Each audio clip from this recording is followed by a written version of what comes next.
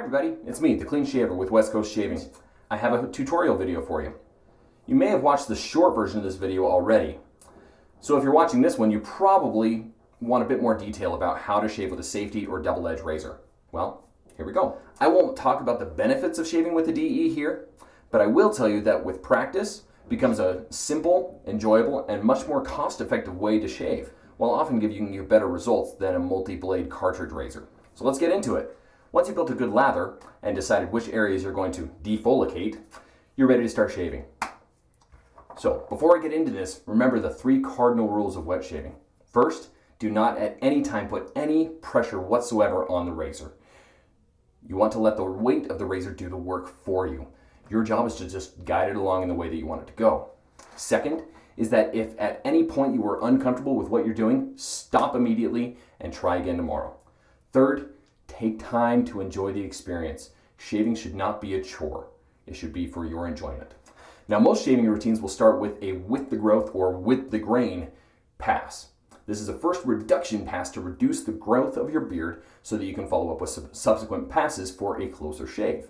What a with the growth pass means is that you're going to follow the flow of the growth of your facial hair, which I recommend that you take some time to get familiar with it. It may be helpful to allow your beard to grow for 2-3 days, just so you can get familiar with how it actually grows. You'll notice that the hairs actually grow in different directions, and then you can start to get a feel for the layout of your beard growth. For most men, a with the growth pass means that you're going to be generally shaving downward on the face, or north to south, if you will. Remember that the idea of this first pass is not to get everything smooth, it's just to reduce the growth of your beard. I recommend starting with a relatively flat, solid portion of your face. Generally, your sideburn area is going to be a good place to start. To get started, using your dominant hand, place your razor head squarely against the sideburn area of your face, as if the handle is straight up and down like this. Without applying pressure, move the handle of the razor out to about 30 degrees. Let the weight of the razor work itself down. Like that. Now that you've got one side of your razor full, turn it over. You have another side to work with. Move to another spot on your face and overlap your last pass just ever so slightly and let it go down. Like that.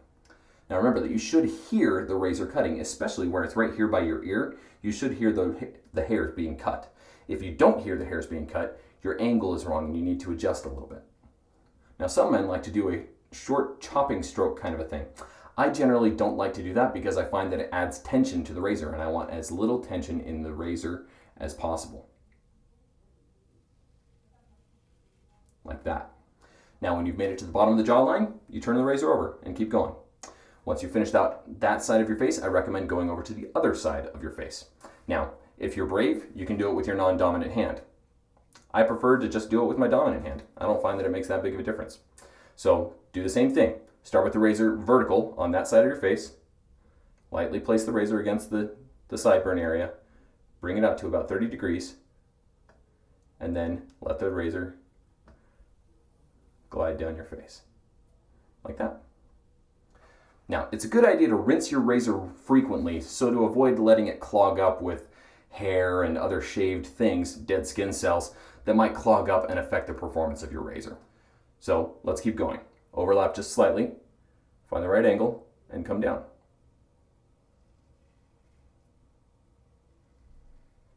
Like that. Let's move to the mustache and chin area. This is one of the hardest places for you to shave. Shaving under your nose can be a little bit tricky, especially if you have a somewhat larger than normal nose like mine. Now, there are several tricks that you can use to make it a little bit easier. One, you can use your non-shaving hand to move it out of the way, like this. Or hold it up if you want. One nice thing for you to do is to start right in the middle, make the toothless face, to stretch out your top lip. Place the razor right under your nose, just like you did on the side of your face. But hold it up straight up and down like this. Then move the razor out to the correct angle. And then allow it to come down gently. Now because that was such a short stroke, I'm actually going to keep using it because I know that it hasn't filled up very much. So move over just slightly on your lip and keep going. Again, absolutely no pressure on the razor. Now, I've done one half, flip the razor over, and do the other half. just like that. Easy, right?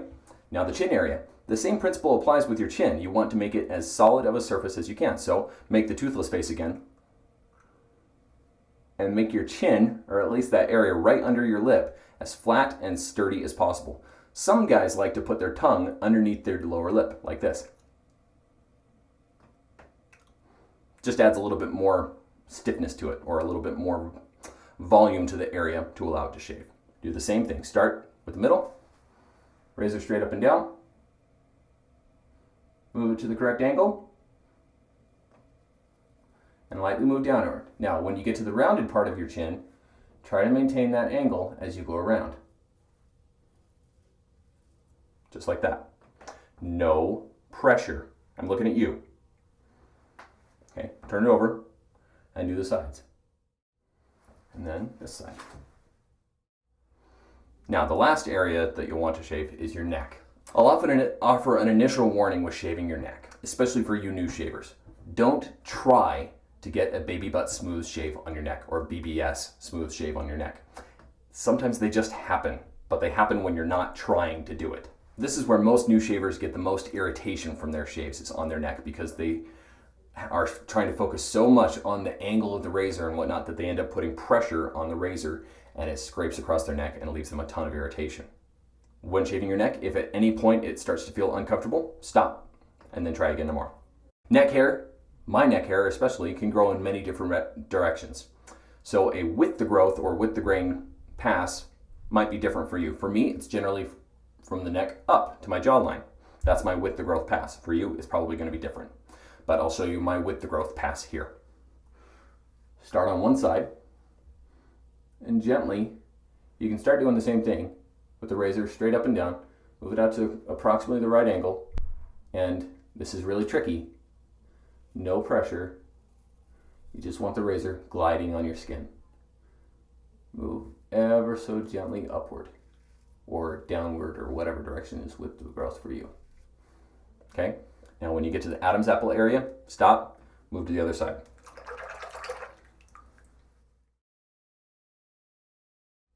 Okay. Now the Adam's apple area is especially tricky. You want to make sure that you have no pressure. You have little curves that are going to be around here. Be careful. Go slowly.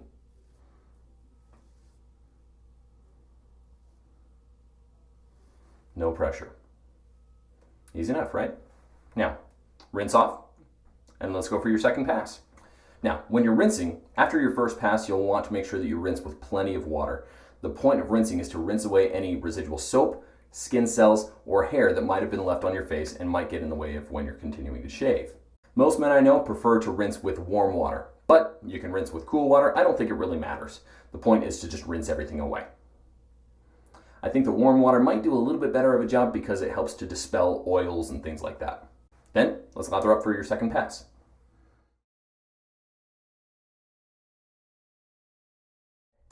For your second pass, I recommend doing an across the growth, or XTG pass. Now this will mean that generally if your with the growth pass was down, then your across the growth pass is going to be sideways. That does not mean that you take the razor straight up and down like this and move it sideways on your face. That's a surefire way to really cut yourself up. What I mean is take the razor, still straight up and down, and rotate it 90 degrees.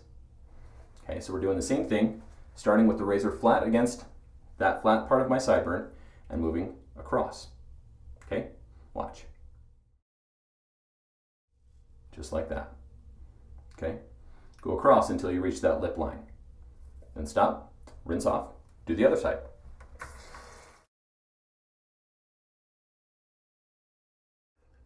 I recommend doing your face in sections, just like you did on the first pass. So let's move on to the lips and chin now. With your lips, you do have some options. You can go from the inside out or from the outside in.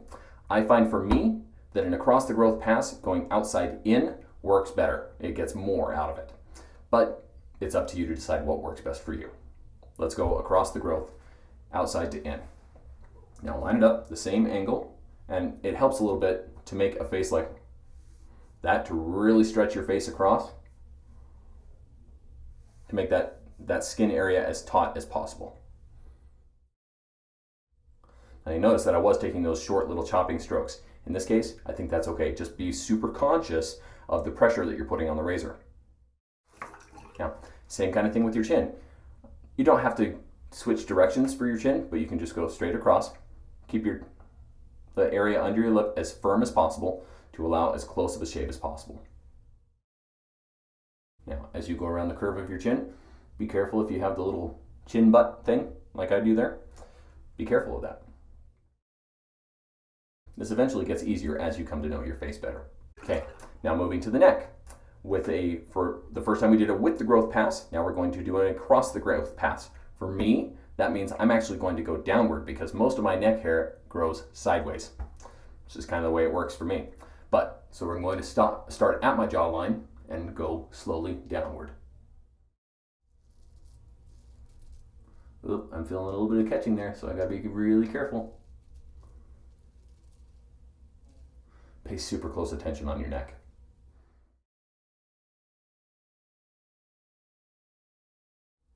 And then once again on that Adam's apple area, be really, really careful. On your neck, be aware that you don't have to get every single little tiny whisker. It's okay. It's all right. It's worth letting a couple of them go to save yourself the trouble of having a torn up neck. Now, rinse off, and let's get ready for the next step. After you're through shaving your neck for the second time, you've now accomplished what we refer to as a comfortably close shave, or CCS, or a socially acceptable shave, SAS. You now have the option to either finish up with your aftershave routine, or you can go for a third against the growth pass.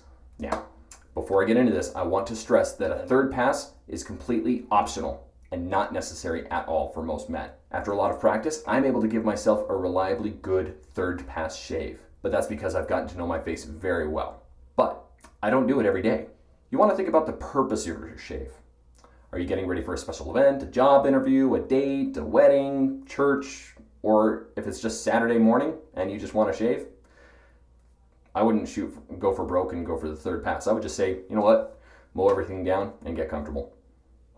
But for purposes of educating all of you, I'm going to go ahead and do a third pass shave and show you how it goes.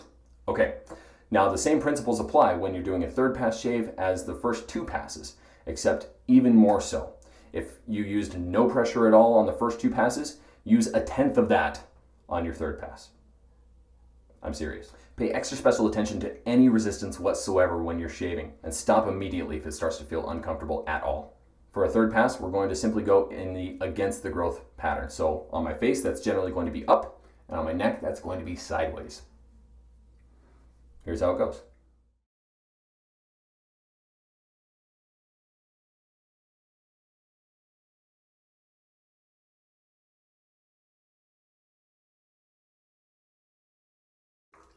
Now again, on the neck, super slow, super careful.